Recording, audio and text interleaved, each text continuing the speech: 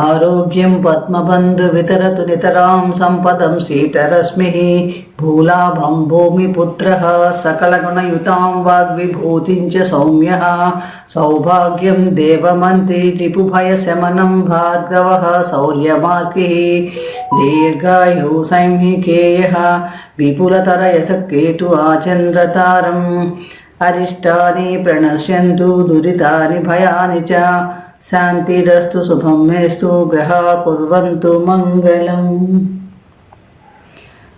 సర్వమంగళ మాంగళ్యే శివే సర్వార్థ సాధికే శరణ్యే త్రయంబకే దేవి నారాయణీ నమోస్తుతే. శ్రీ గురుభ్యో నమః. శ్రీ మహాగణాధిపతే నమః. శ్రీ మాత్రే నమః.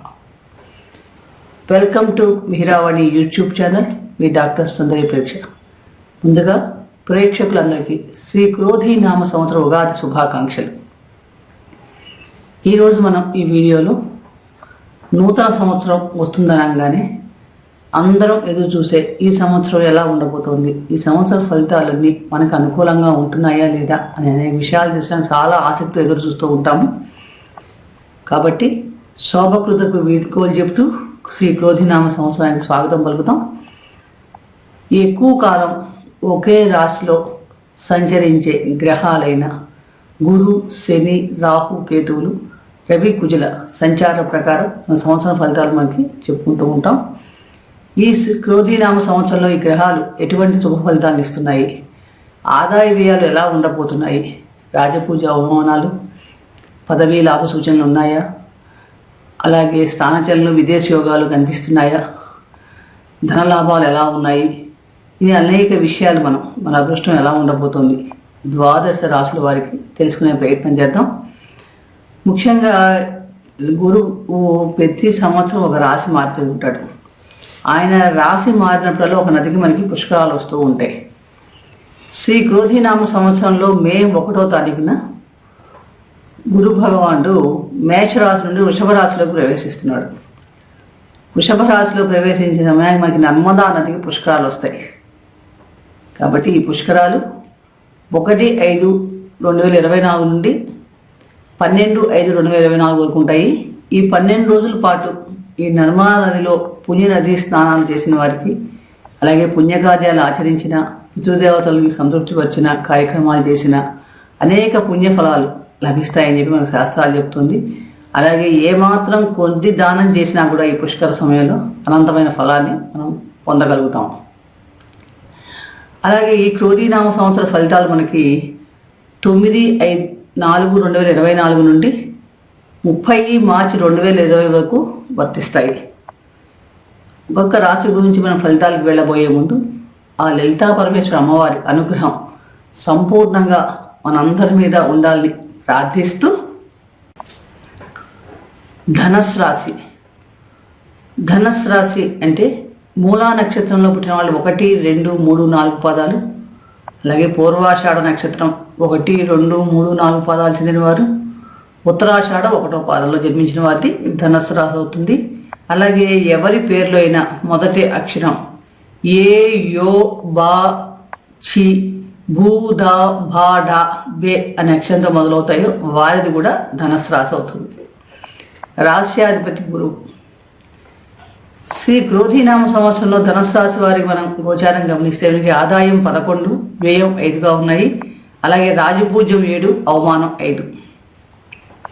గోచార గ్రహస్థితి ఎలా ఉండబోతుంది అని గమనించినప్పుడు రాశ్యాధిపతి మరియు చతుర్థాధిపతి అయిన గురువు పంచమభావమైన మేషరాశిలో రజతమూర్తిగా 30/4/24 వరకు సంచారం చేస్తున్నాడు.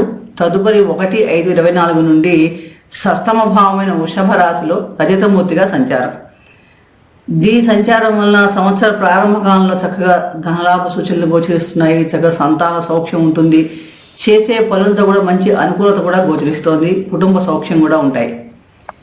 షష్టమ భావంలో సంచరించే సమయంలో కొంచెం ఆరోగ్య విషయాలు కొంచెం జాగ్రత్తగా ఉండాలి. బంధుమిత్రులతో చిన్న స్వల్పమైన కలహాలు, అపార్థాలు ఉండే అవకాశం ఉంది కాబట్టి ఈ విషయంలో కొంచెం జాగ్రత్తగా ఉండాలి. అలాగే గురువు 9/10/24 నుండి 4/2/25 వరకు వక్ర సంచారం ఉంటుంది. ఈ వక్ర సంచారం సమయంలో కూడా చాలా మంచి ఫలితాలు గోచరిస్తున్నాయి. 1/5/2024 నుండి గురువు దృష్టి దశమ ద్వితీయ భావాలపై ఉండటం వలన వృత్తి ఉద్యోగాల్లో మంచి అనుకూలతలు ఎక్కువగా గోచరిస్తున్నాయి. ధనాదాయం కూడా చాలా బాగుంటుందని చెప్పవచ్చు. అలాగే ద్వితీయ తృతీయాధిపతి అయిన శని తృతీయ భావమైన కుంభరాశిలో లోహమూర్తిగా సంచారం చేస్తున్నాడు. ఈ లోహమూర్తిగా సంవత్సరం అంతా కూడా కుంభరాశిలో సంచారం ఉంటుంది. చాలా వరకు అనుకూలమైన ఫలితాలే ఇస్తున్నాడు శని భగవానుడు. ఈ సమయంలో బుద్ధి బలం చాలా బాగుంటుంది. ప్రయత్నపూర్వకంగా చేసే కార్యాలన్నింటిలో కూడా విజయ అవకాశాలు మెరుగుపడతాయి. కార్యసిద్ధి ఉంటుందని కూడా చెప్పవచ్చు. ఎంతో కాలం నుంచి ఎదురు చూసిన నిరుద్యోగులకు ఉద్యోగ ప్రాప్తి ఉండే అవకాశం ఎక్కువగా ఉంది. కాబట్టి ప్రయత్నించండి.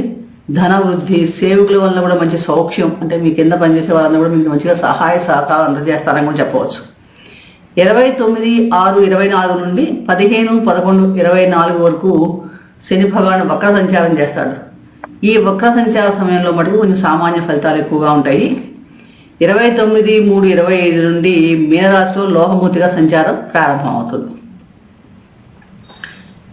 చతుర్థ భావం అయిన మీనరాశిలో రాహు స్వర్ణమూర్తిగా సంచారం చేయటం వలన కొంచెం అస్థిరమైన ఆలోచనలు ఉండే అవకాశాలు ఎక్కువగా ఉన్నాయి. అలాగే శరీరంలో వాతతత్వం కూడా ఎక్కువగా ప్రకోపిస్తుందని చెప్పవచ్చు. కాబట్టి దానివల్ల కొంచెం బాడీ పెయిన్స్ లాంటివి చిన్న చిన్న సమస్యలు ఉండే అవకాశం ఎక్కువగా ఉంటుంది. స్త్రీ సౌఖ్యం బాగుంటుంది. ప్రయాణాలు కూడా ఎక్కువగా ఉండే అవకాశాలు ఉన్నాయి.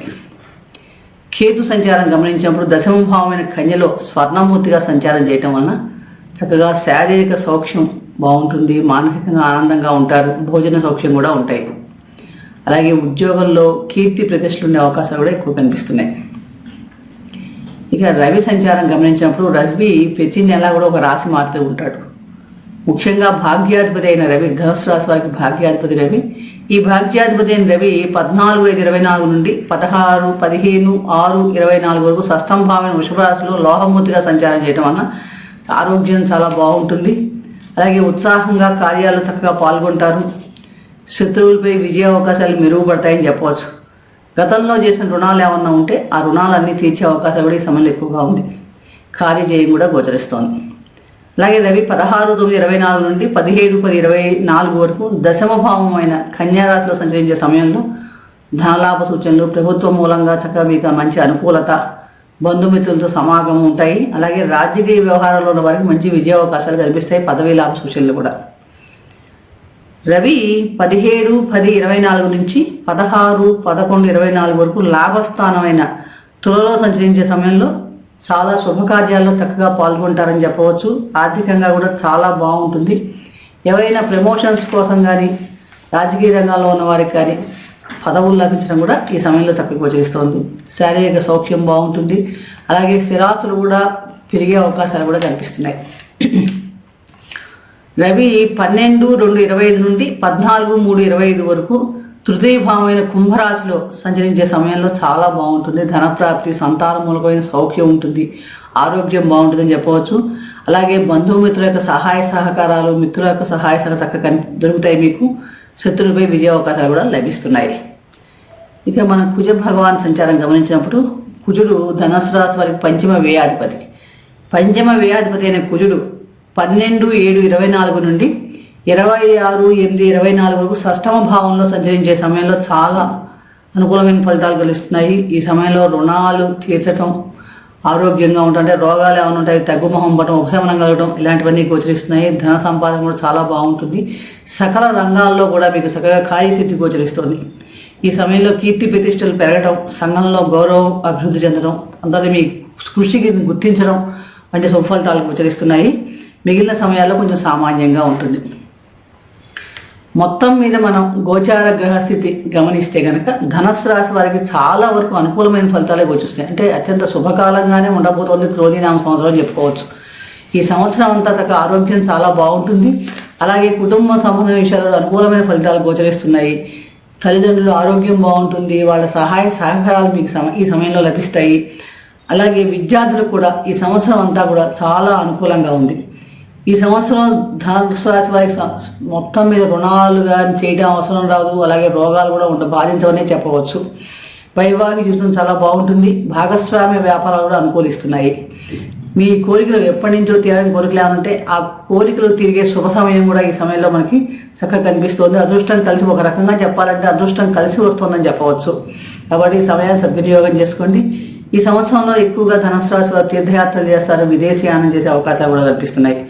ఉద్యోగస్తులకు చక్కగా పదవీ లాభ సూచనలు, ప్రమోషన్లు లభించే అవకాశం, ఆరోగ్యం బాగుంటుంది. తృతీయ భావంలో శని సంచారం వలన ఆరోగ్యం చాలా బాగుంటుంది. మే 1వ తారీఖు నుండి గురు సంచారం వలన గురుబలం కొంచెం లోపించడం వలన గురుబలం ఉండటం ఉద్యోగస్తులకి చాలా బాగుంటుంది. షష్టమ భావంలో సంచారం స్వల్పంగా చిన్న ఇబ్బందులు ఉన్నప్పటికీ కూడా సంతానం వలన సుఖం, ఆనందం కూడా ఉంటాయి. రాహు సంచారం వలన మనకు స్వల్ప ఇబ్బందులు ఉండే అవకాశం కూడా కనిపిస్తోంది.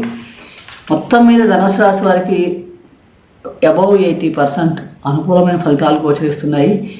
మరింత అనుకూలమైన ఫలితాలు పొందటానికి ఈ రాశి వారు సుబ్రహ్మణ్య స్వామి ఆరాధన చేసుకోవటం, అలాగే గురు భగవాన్ని ఆరాధన చేసుకోవడం, శివారాధన చేయటం వలన మేలు కలుగుతుంది. దుర్గాదేవి యొక్క మంత్రజపం ప్రతిరోజు చేయటం వలన అనుకూలతలు పెరుగుతాయని చెప్పవచ్చు.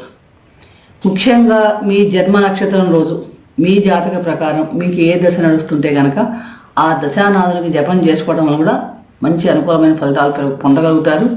మినువుల్ని, శనగల్ని దానం చేయండి.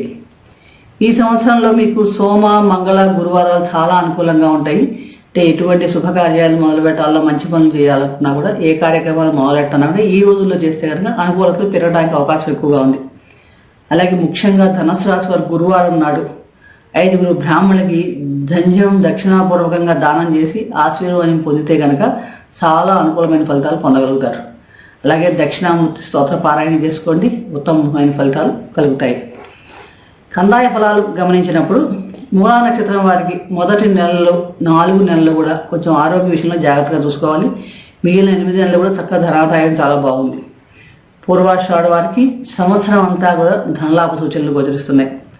ఉత్తరాషాఢ 1వ పాదం వారికి ప్రారంభంలో మొదటి నెలలో 4 నెలలు ధనలాభం, 5 నుంచి 8 నెలలకు కొంచెం రుణ సమస్యలు ఉండే అవకాశం ఎక్కువగా ఉంది. 9 నుంచి 12 నెలల్లో చాలా ధనలాభం, సౌఖ్యవంతంగా కూడా ఉంటుంది. కాబట్టి ధనుసు రాశి వారి మీద ఆ ఈశ్వర కృప వలన అత్యంత శుభప్రదంగా ఈ సంవత్సరం అంతా ఉండాలని ప్రార్థిస్తూ మరొక రాశి గురించి మరొక వీడియో తెలుసుకునే ప్రయత్నం చేద్దాం. ఈ వీడియో మీకు నచ్చినట్లయితే లైక్ చేయండి, షేర్ చేయండి, సబ్స్క్రైబ్ చేసుకోకపోతే సబ్స్క్రైబ్ చేసుకోండి. సర్వే జనా సుఖినో భవంతు. శుభం భూయాత్.